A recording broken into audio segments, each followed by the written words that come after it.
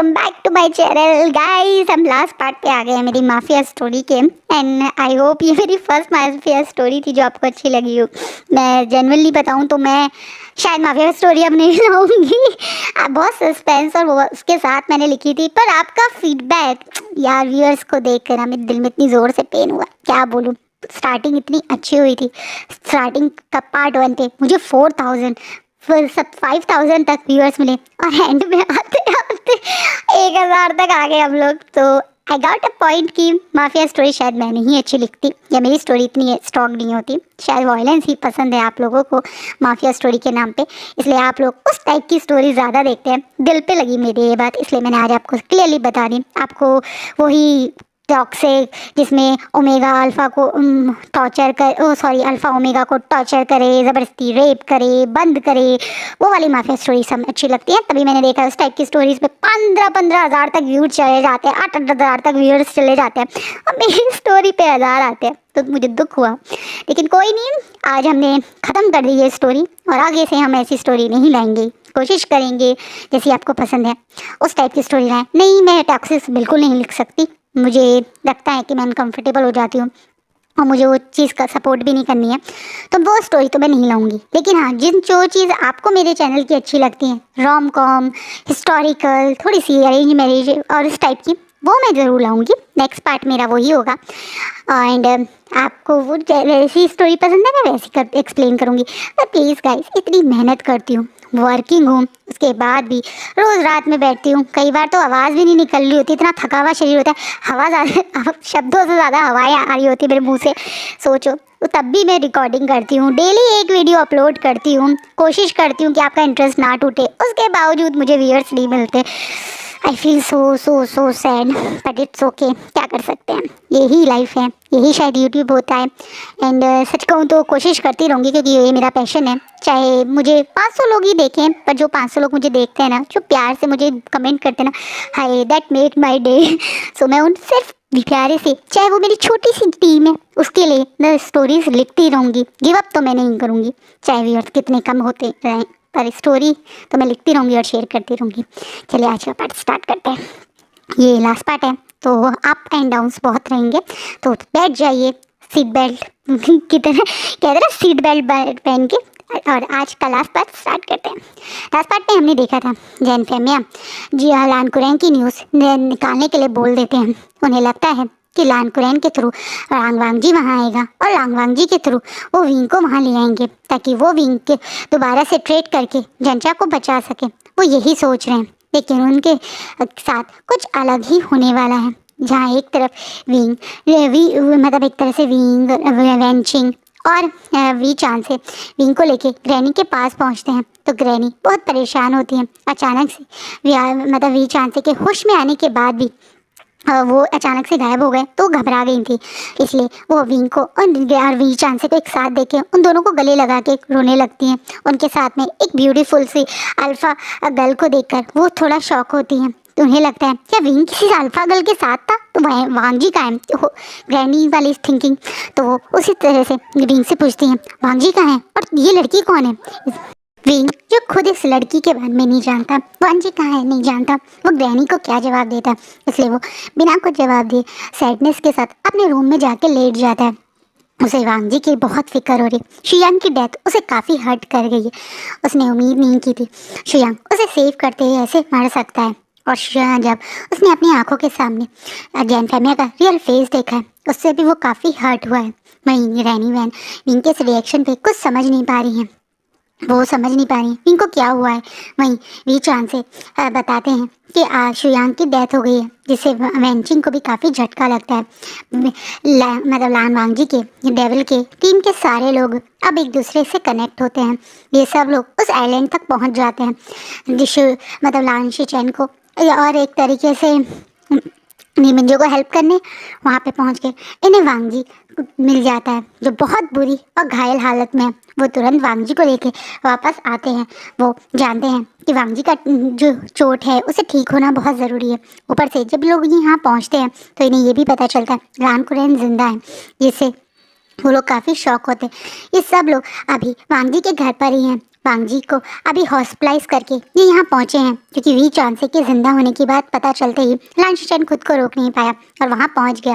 वहीं जेंचा अपने घर नहीं जाना चाहता, उसे नहीं पता उसके घर पे क्या हो रहा है। फैमिया उसी के मदर को किडनैप करके बैठे हुए हैं, वैसे भी वो नहीं जाना चाहता। जैन फैमिया का असली चेहरा देख के वो भी काफ़ी डरा हुआ है।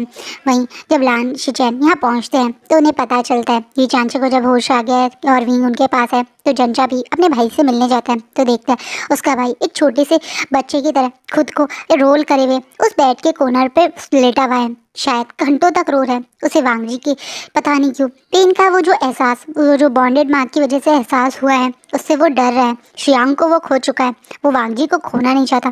वांग जी के उसके पास ना होने का डर उसे बहुत ज़्यादा वीक फील करवा रहा है। आज उसे अपने फादर से मिलने की खुशी तो बहुत हुई, लेकिन वांग जी यहाँ नहीं है, शुयांग मर चुका है। उस चीज़ से वो बहुत हर्ट है। वहीं जैसे ही डोर खुलता है तो विंग उस तरफ देखता है, उसे लगता है शायद वांग जी आया, लेकिन वहाँ वांग जी नहीं, बल्कि एक तरीके से जंचा को देख के तो थोड़ा खुश भी होता है और शॉक भी होता है। उसे लगता है जंचा आ गया है तो वांग जी ही जंचा को लाया होगा, इसलिए वो खुद बेड से उठ के जंचा की तरफ दौड़ता है और जंचा को पहले गले लगा लेता है। ये दोनों भाई एक दूसरे के गले लग के बहुत ज़ोरों से रो रहे हैं। अपने बाप की सच्चाई जानने के बाद जंचा पूरी तरह से हिल चुका है। शियांग की मौत के बाद विंग पूरी तरह से हिल चुका है। दोनों पूरी तरह से शैटर्ड हैं, पर एक दूसरे के बहुत बड़े स्ट्रॉन्ग सहारे हैं। बचपन के दोस्त हैं, बेस्ट फ्रेंड्स हैं, भाई हैं, तो कैसे नहीं एक दूसरे के स्ट्रेंथ बनते। दोनों एक दूसरे को स्ट्रेंथ भी दे रहे हैं और रो भी रहे हैं। जब दोनों थोड़ा रोना शांत होता है तो विंग के मुंह से सबसे पहला नाम लंजा ही निकलता है। विंग जानना चाहता है लंजा कहाँ है, वो क्यों नहीं है जंचा के साथ, और जंचा के आंखें और आंसू से भर के सर नीचे हो जाता है, जिससे विंग बहुत घबरा जाता है और वो तुरंत जंचा कहाँ से जोर जोर से हिला हिला के मेरा लंजा कहाँ है मेरा लंजा चीख चीख के पूछने लगता है। उसके चीखने की आवाज़ नीचे तक भी आ रही है, जिससे ग्रैनी वैन मतलब एक तरह से वी चांद से वेंचिंग और लान शिचैन भी दौड़ के ऊपर पहुंचते हैं तो देखते हैं जंचा नीचे सर करे खड़ा है और विंग चीख चीख के पूछ रहा है मेरा लंजा कहाँ है, वो तुम्हारे साथ क्यों नहीं आया, वो तुम्हें सेव करने गया था तो तुम उसे अपने साथ क्यों नहीं लाए, कहाँ है मेरा लंजा, चीख चीख के पूछ रहा है।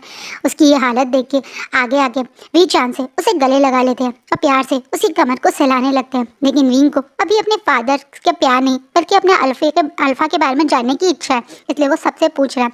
अब लान शिचैन थोड़ा आगे आते हैं और बोलते हैं कि वांग जी उन्हें मिल चुका है, लेकिन वांग जी की हालत बिल्कुल ठीक नहीं है। वांग जी इस समय हॉस्पिटलाइज है और आईसीयू में है। कोई नहीं जानता वो दोबारा कभी आँख खोल पाएगा या नहीं खोल पाएगा, उसकी बहुत बुरी हालत है। ये बात सुनने के बाद विंग धड़ाम करके ज़मीन पे गिर जाता है और लंजा करके ज़ोर ज़ोर से चीखने लगता है, मेरे लंजे के पास मुझे जाना है, ज़ोर ज़ोर से चीखने लगता है, जिससे बीचांद से उसे शांत करवाने लगते हैं। कितनी हैरानी की बात है ना, बीचांद से सोच रहे थे जब वो जगेंगे तो वो प्यार से अपनी खुशहाल फैमिली के साथ बताएंगे, लेकिन इस तरह से लंजा उनकी तरह बेड पे आ जाएगा उन्होंने भी उम्मीद नहीं की थी। वो विंग के साथ उस हॉस्पिटल में पहुंचते हैं। जब ये लोग हॉस्पिटल में पहुंचते हैं तो यहाँ डेविल की पूरी टीम भी है। वो बताती है किस तरह से जैन फैमिया ही अकेले बचे हैं और वो वांग जी और विंग मतलब एक तरीके से लान शिचैन के अंकल लान कुरैन के शील्ड बन के विंग को वहाँ चाहते हैं। मतलब अभी तक जैन फैमिया को पता ही नहीं कि वहाँ ब्लास्ट हो गया है और वैसे वो इतना बड़ा माफिया बनता है, लेकिन उसको तक अभी तक ये खबर पहुँची ही नहीं है कि वहाँ जिस पर्सन के पार्टनरशिप के चक्कर में वो ये सब कर रहा है उसे तो कब का मार चुका है लांग वांग जी। वो तो सिर्फ यही सोच के कि अब उसे आदमी मिल जाएंगे तो डेविल को मार देगा। अपने ही कहते हैं ना जब दिया बुझने वाला होता है तो सबसे ज़्यादा फड़कता है, सबसे ज़्यादा उसकी लौ जलती है। वही हाल अब जैन फैमिया का है। अब वो मरने वाला है तो अब खुल के खेल रहा है। वो खुल के मैडम यू को किडनैप कर चुका है, लान कुरैन को उसके पास है, सबको बता चुका है, जिस बात पे वांग जी के हालत को देखते हुए विंग से बर्दाश्त नहीं होते हैं। जिस इंसान को एक समय वो अपना सुपर हीरो मानता था, आज उस इंसान को सच जानने के बाद वो छोड़ नहीं सकता है। उसकी वजह से उसका लंजा इस हालत में है, उसकी वजह से उसका भाई इतनी बड़ी मुसीबत में था, उसकी वजह से उसके रियल फादर इतने टाइम तक कोमा में थे और अब उसकी मदर किडनैप है। अगर उसे वी वुशान ही चाहिए तो आज वो वी वुशान से ही मिलेगा। अब तक वी वुशान एक कमज़ोर सा कम दिखने वाला ओमेगा था, लेकिन आज ये वी वुशान उसके डेविल का बनी है। वो बनी जो अपने डेविल को इस हालत में देखकर बनी से कब लॉयन बन गया किसी को पता ही नहीं चलता। आज विंग की आंखों में एक अजीब टाइप का गुस्सा है, उसका ऑरा भी बहुत ज़्यादा अलग लग रहा है। आज ये बनी वांग जी का बनी पूरी तरह से वांग जी के डेविल वाले रूप को ही शो कर रहा है। अजीब बनी पूरी तरह से डेविल का बदला लेना चाहता है, जैन फेमिया को उनकी सही औकात दिखाना चाहता है, उनके किए हुए गुनाहों का फल देना चाहता है। इसलिए वी गुस्से में अपनी मुट्ठी कसते हुए वांग जी को लास्ट टाइम उसके माथे पे किस करके उस हॉस्पिटल वार्ड से निकलकर उस एरिया की तरफ जाने लगता है, जहाँ डेविल की पूरी टीम खड़े होकर कुछ डिस्कस कर रही है। वांग जी को इस समय अपने फादर मतलब एक तरह से वी चांद से और अपनी ग्रैनी के पास छोड़ के वो वहाँ पहुँचता है। जनचा को भी वो ग्रैनी और एक तरह से अपने फादर का ध्यान रखने के लिए बोल देता है। जब सब लोग वहाँ विंग को देखते हैं तो सब लोग शॉकिंग है, एक्सप्रेशन देते हैं, क्योंकि उन्हें एक्सपेक्ट नहीं था कि विंग यहाँ इन लोगों के साथ आएगा। लेकिन विंग जैसे आज पूरी तरह से एक अलग ही ऑरा में है। आज विंग कोई बबली सा प्यारा सा बनी नहीं, बल्कि एक बहुत डेंजरस सा स्ट्रॉन्ग सा ऐसा ओमेगा है जिसके अल्फा को हर्ट करने की कोशिश की है जैन फेमिया ने। और वांग जी को इस हालत में देखकर तो विंग का कोई एक्सट्रीम लेवल का ही खतरनाक सा रूप दिख रहा है सबको। वांग जी किससे डायरेक्ट उनके पास पहुंचता है और कहता है, क्यों खड़े हैं आप सब लोग यहाँ पे? आपको नहीं लगता हमें इस समय वांग जी के प्लान पे वर्क करना चाहिए? आप विंग इस समय वेंचिंग की तरफ देखता है, बोलता है, जैसे वांग जी ने कहा था वो सारे सबूत जो तुम्हारे पास है वो पूरी चाइना के मीडिया तक पहुंचा दो। चाइना का एक एक बंदा इस जैन फेमिया का असली चेहरा देख के बारे में जान सके, ये तुम्हारी रिस्पॉन्सिबिलिटी है। तुम शियांग के बेस्ट फ्रेंड्स हो ना, सोंगलेन और शाओ शिनशन? क्या तुम शियांग की मौत पे सिर्फ शांति से खड़े होकर दुख बनाते रहोगे? नहीं ना। तो शियांग को जिसने मारा है मेरी आंखों के सामने, खुद जिसने शियांग का खून करा है, उस इंसान का उसकी सही जगह दिखाना नहीं चाहोगे? अभी के अभी जैन फेमिया के बचे हुए जो भी लोग हैं वो कहाँ हैं, किस तरीके से काम कर रहे हैं, उन सबको अभी के अभी मार दो। मैं एक भी ऐसा इंसान नहीं चाहता जो जैन फेमिया का सपोर्ट सिस्टम बन सके। उस इंसान को मैं बिल्कुल अकेला कर देना चाहता हूँ। पहले ही तुम 2 लोगों को मार चुके हो जो जैन फेमिया का right hand and left hand थे, लेकिन अब जो बचे हुए लोग हैं वो भी मुझे डेड चाहिए। ये बात बोलने के बाद वांग जी शिचैन और नी मिंजे की तरफ देखता है और बोलता है, आप दोनों मेरे साथ चलो। अब उसे मेरे से मिलना है ना, उसे बहुत शौक है मुझे अपने पास रखने का। चलो आज इसे से ही मिलते हैं। और ये बात बोलने के बाद शिचैन और नीमिंजे के साथ विंग वहाँ से निकल जाता है। आज डेविल का प्यारा सा छोटा सा ओमेगा आज डेविल का दूसरा वर्जन लग रहा है, बिल्कुल विंग की तरह, मतलब वांग जी की तरह। विंग के ऑरा भी बहुत कोल्ड है, विंग को भी सिर्फ बदला और रिवेंज ही दिख रहा है। वहीं दूसरी तरफ जैन फेमिया अपने ही घमंड में है। कहते हैं ना, जब दिया बुझने वाला हो तब और ज़्यादा जोर से चमकता है। यही हाल कुछ जैन फेमिया का है। जैन फेमिया इस समय पूरे उसमें है कि अब तो वो जीत ही जाएगा। उसे नहीं पता कि नया डेविल यानी हमारा प्यारा विंग एक नए तरीके से उसको बर्बाद करने की तरफ बढ़ रहा है। आज उसने उसकी टीम को पूरी तरह से बर्बाद करने की शुरुआत कर दी है और अब वो गुस्से में वहाँ पहुँचता है। जैसे ही विंग यंग मेंशन में एंटर करता है तो जैन फेमिया जो सोफे पे बैठ के आराम से वेट कर रहा था, ये सोच के कि यहाँ पे लान वांग जी आएगा, वो विंग को देख के शॉकिंगली सोफे से उठता है, पर अपने चेहरे पे एक्सप्रेशन चेंज नहीं करता और हंसते हुए बोलता है, तुम आए हो? मुझे लगा तुम्हारा वो अल्फा तुम्हें छोड़ेगा ही नहीं, लेकिन तुम यहाँ आ गए। जैसे जैन फेमिया अब विंग के सामने कोई और नाटक नहीं करना चाहता, इसलिए वो डायरेक्ट बोल रहा है। विंग के चेहरे पे एक कनिंग सी स्माइल आती है और बोलती है, क्या बात है फादर, आज आप मेरे सामने अच्छा बनने का नाटक नहीं कर रहे, डायरेक्ट आप मुझसे वैसे ही बातें कर रहे हैं जैसे आप हैं। आज तो तुम्हें तुम्हारे उस अल्फा ने मेरा सच बता ही दिया। सच जानने के बाद कैसा फील हो रहा है तुम्हें कैसा लग रहा है कि जिसे तुम अपना सुपर हीरो मानते थे वही है जिसने तुम्हारे फादर को मारा है? तुम जैसा बेवकूफ़ ओमेगा और कर भी क्या सकता है? जीवन भर तक मेरे इशारों पे नाचे हो, आज भी वही काम करना है। जल्द से जल्द तैयार हो जाओ, क्योंकि मैं अपने बेटे को वहाँ और टाइम तक नहीं रख सकता। वो मेरे साथ वापस आएगा, उसे तो मैं मना ही लूँगा, कैसे नहीं तो वैसे, लेकिन तुम यहाँ नहीं रहोगे। और हाँ, जाने से पहले इन पेपर्स को भी साइन ज़रूर करना। ये कहते हुए जैन फेमिया एक पेपर विंग की साइड फेंकते हैं, जो विंग के पैरों में आके गिर जाता है। विंग उन पेपर्स को उठाता है और देखता है तो ये उसकी विल है, यानी विंग अपना सब कुछ जैन फेमिया के नाम कर रहा है। ऐसी वेल है जिसे पढ़ते हुए विंग के चेहरे पे एक खूंखार सा एक्सप्रेशन आता है और एक अजीब सी हंसी, और हंसते हुए बोलता है, तो तुम्हें क्यों लगता है कि मैं तुम्हारे कहने पे वो सब करूँगा? मैं पहले ही वाली तरह तुम्हारा वो बेवकूफ़ ओमेगा नहीं हूँ जो ऐसा तुम कहते थे वैसे ही नाच लिया। वो चाबी का गुड्डा, जितनी चाबी भरी उतना नाच लिया। मैं वो नहीं हूँ। मैं तुम्हारे कहने पे कुछ नहीं करूँगा, बल्कि आज तुम वो करोगे जो मैं तुमसे कहूँगा, क्योंकि तुम्हारा बेटा जंचा मेरे पास है, वो डेविल की टीम के पास है। और ये बात बोलने के बाद विंग तुरंत अपने फ़ोन से जंचा को कॉल मिलाता है, जो एक बार में फ़ोन उठा लेता है। जंचा हेलो हेलो कर रहा है। विंग तुम कहाँ हो? हेलो करके बोल रहा है। और ये देखकर जनफेमिया के चेहरे के एक्सप्रेशन चेंज हो जाते हैं। उसे लगता है क्या जंचा विंग के पास है, लेकिन वो वहाँ पहुँचा कैसे? क्या डेविल जंचा को वहाँ से लेके आया? क्या डेविल ने उस इंसान को मार दिया? जनफेमिया जब ये बात सोचता है तो उसके चेहरे पे एक अजीब सा डर आ जाता है, लेकिन फिर भी वो कहते हैं ना, अपने आप को बहुत स्ट्रांग समझ रहा है। विंग के सामने तो वो स्ट्रांग ही है, ये सोच रहा है। इसलिए वो तुरंत बोलता है, अच्छा हुआ जंचा तुम्हारे पास है, फिर तो मुझे बिल्कुल टेंशन की ज़रूरत नहीं। लेकिन हाँ, साइन तो तुम इसे करोगे ही, क्योंकि अगर तुम्हारे पास जंचा है तो मेरे पास तुम्हारी मदर है।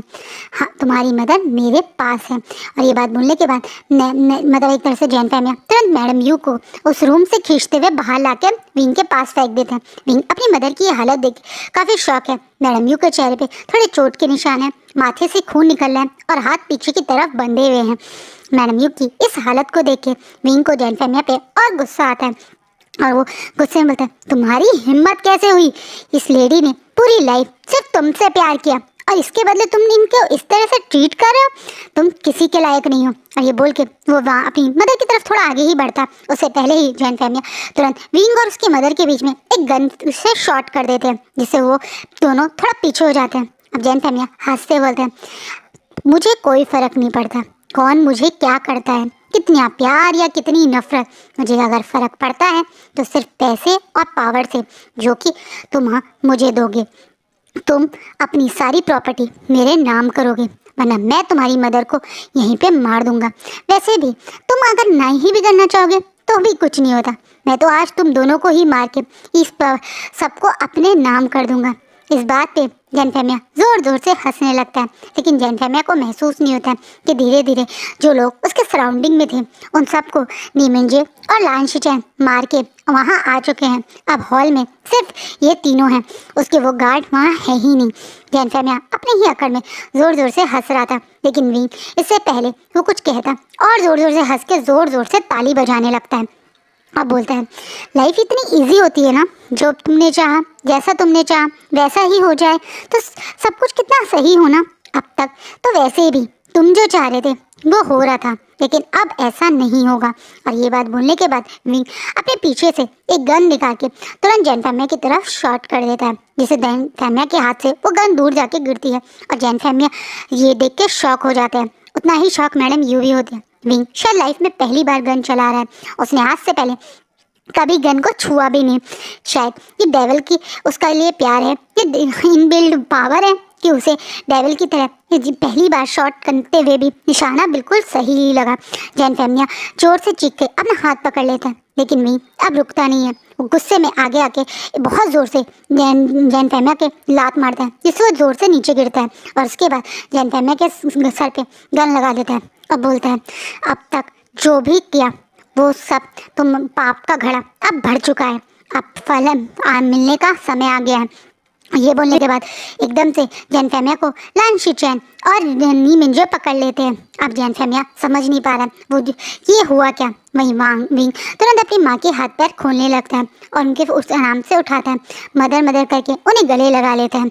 इस बात पे जनफेमिया बोलता है, मुझे छोड़ो, अगर मुझे कुछ भी हुआ तो तुम लोगों को कभी पता नहीं चलेगा लान कुरैन कहाँ पर है।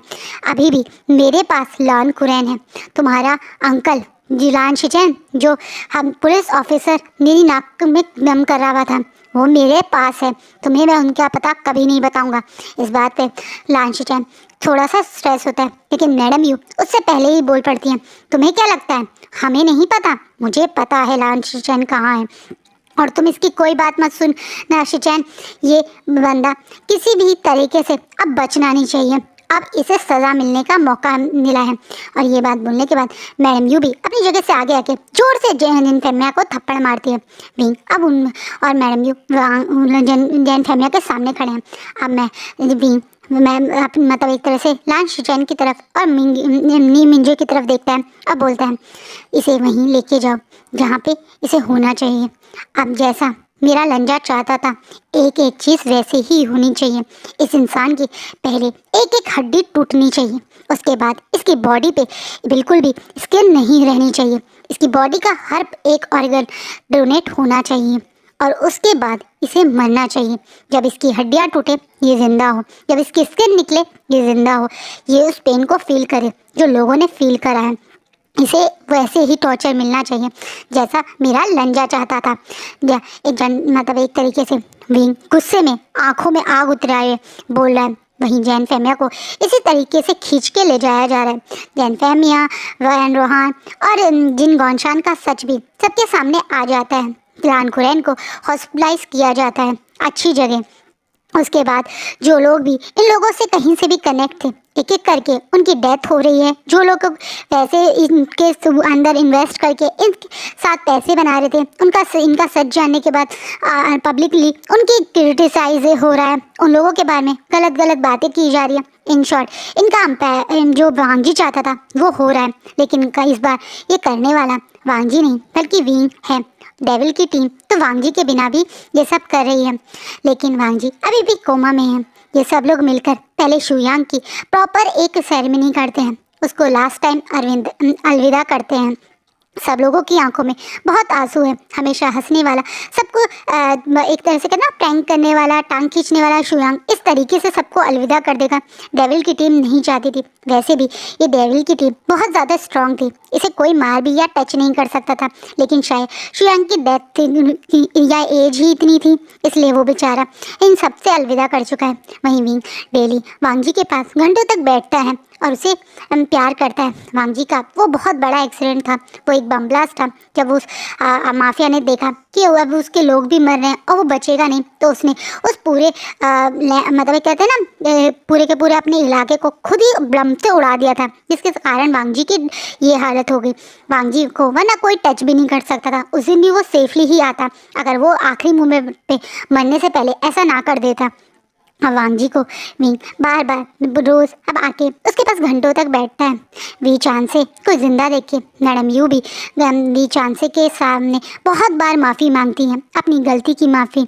वो तो उनकी ग्रैंड मदर मतलब अपनी विंग की ग्रैंड मदर को और वी चांसे को अपने साथ ले गई हैं। जियांग मैंशन को अब बेच दिया गया है। उस मैंशन में नहीं रहना चाहता कोई भी, क्योंकि उस मैंशन में जैन फेमिया की याद है। एक नया मैंशन बनाया जाता है जिसे जो वी मैंशन के नाम से ही बनाया जाता है, जिसमें अब मैडम यू, वी चांसे, उनकी मदर यानी ग्रैनी और जंचा रहते हैं।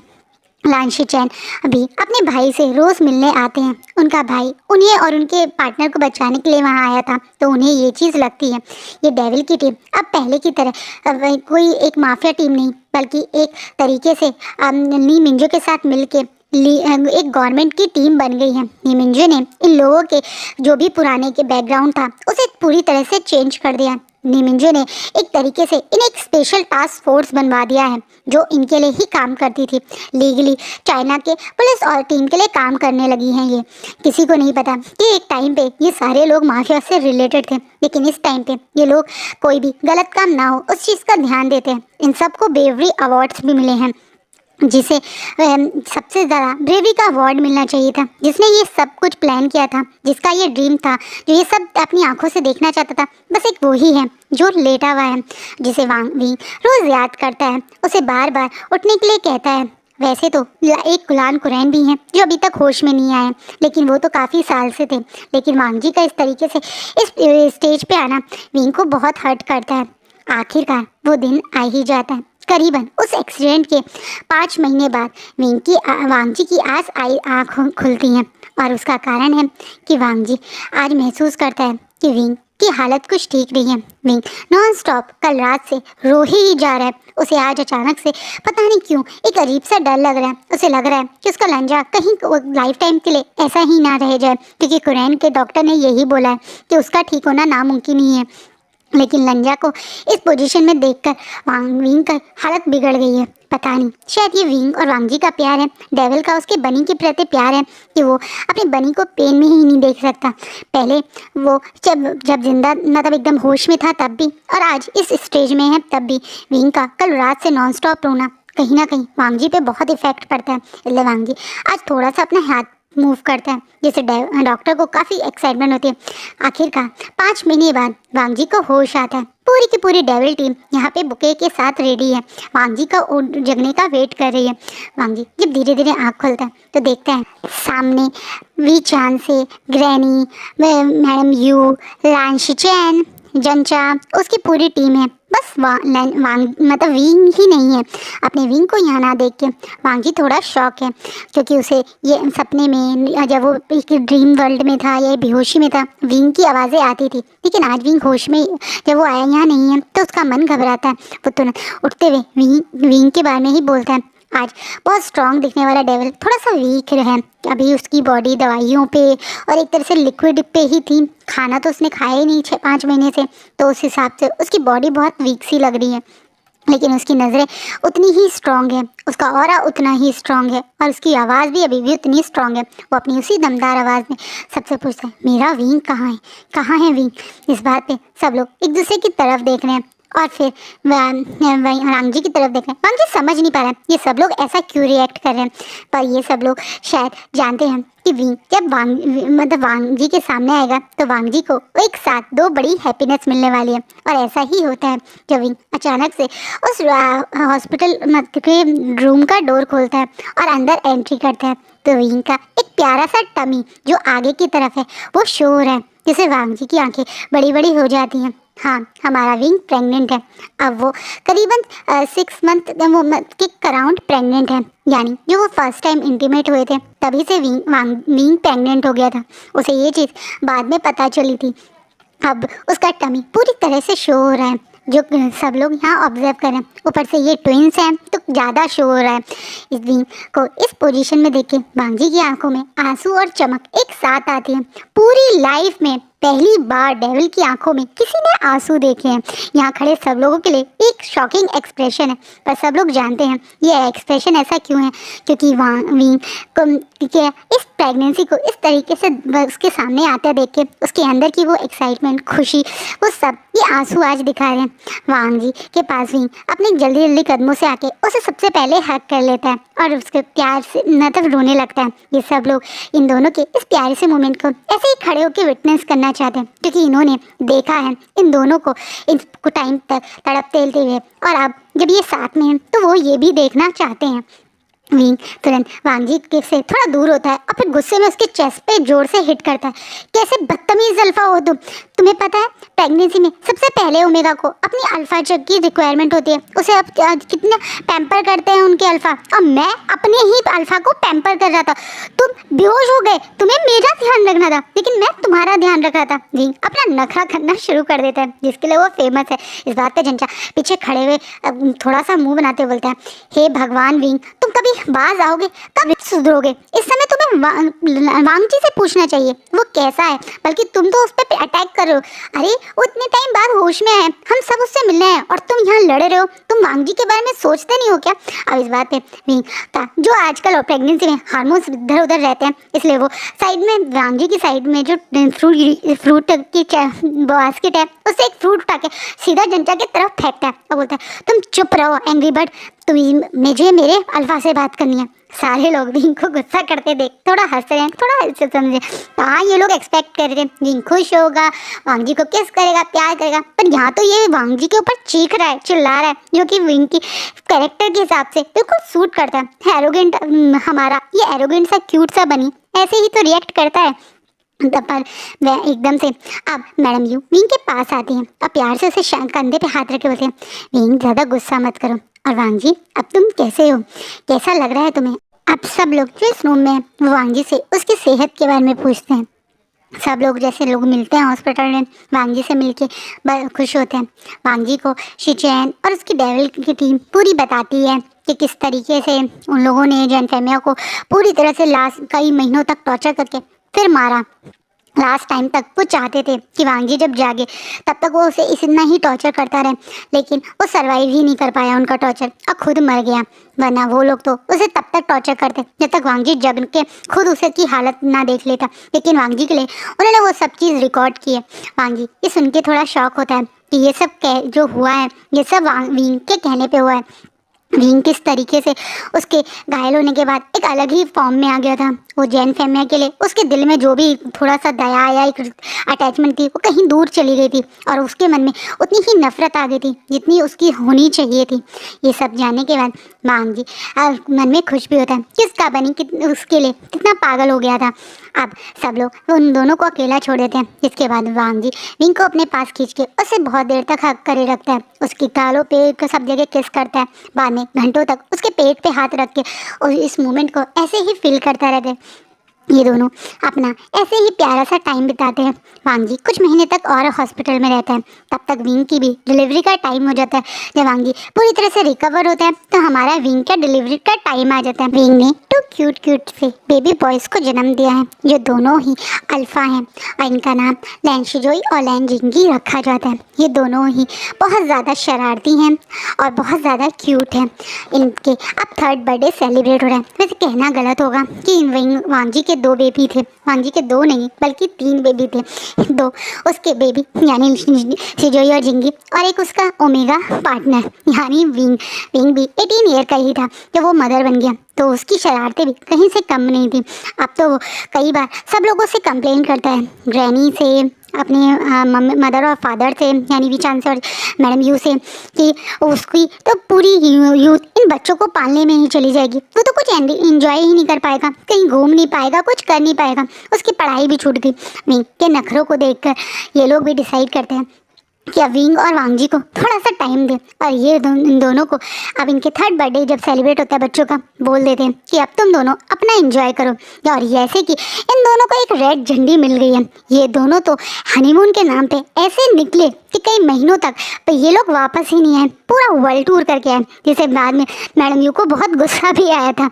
उन्हें उम्मीद नहीं थी कि उनके ये दोनों लव बर्ड ऐसे उड़ेंगे कि वापस आने का इनका पता ही नहीं चलेगा। इनका हनीमून काफ़ी महीनों तक चला और विंग जो पहले नखरा करता था कि उसे पढ़ना वरना सब भूल गया, अपने अल्फा के साथ रोमांस करने में ही बिजी हो गया। वो तो वह बहुत टाइम बाद जब मैडम यू ने याद दिलाया कि अब तुम्हें एडमिशन कल कर लेना चाहिए, एडमिशन का टाइम आ गया, तब वापस वो लोग आए। विंग का दोबारा से कॉलेज में एडमिशन हुआ। अब विंग एक दोबारा से अब अपने कॉलेज और स्टडीज़ में लग गया। उसके प्यारे से दोनों बच्चों का ध्यान उसकी फैमिली मिलकर रखती है। चंचा और शिचैन की भी शादी हो गई है। विंग और वांगजी का एवरीडे मीन्स एवरीडे रोज़ चलता है और खूब सारी हैप्पीनेस आ गई है इस वी मेंशन में। और यहाँ बाकी सब लोग भी काफ़ी खुश हैं, जैसे कि हमारे प्यारे से नी मिंजे को भी एक प्यारा सा ओमेगा मिल गया जिसका नाम मो शुआनु है। हमारे सॉन्गलैन और शाओ शिनचैन ने आपस में ही एक दूसरे के साथ रहने का डिसाइड किया। हाँ, दोनों अल्फ़ा हैं, पर कहाँ लिखा है कि 2 अल्फ़ा एक दूसरे से प्यार नहीं कर सकते। वो दोनों भी एक दूसरे के साथ हैं। वहीं हमारे वेंचिंग को अपने ही भाई या कह क्यूट सा दोस्त हुसैन बहुत क्यूट लगता है और वो दोनों भी शायद जल्दी शादी कर लेंगे। सब लोग अपनी एक हैप्पी सी लाइफ स्पेंड करें और आज का पार्ट यहीं रुकता है। आई होप आपको मेरा ये फैन फिक्शन अच्छा लगा। अब जल्दी एक रोम कॉम के साथ आऊँगी जो बहुत यूनिक है, पर हाँ मुझे पता है कि आप लोगों को ज़रूर अच्छी लगेगी। ये फैन फिक्शन कैसा लगा कमेंट में ज़रूर बताइएगा।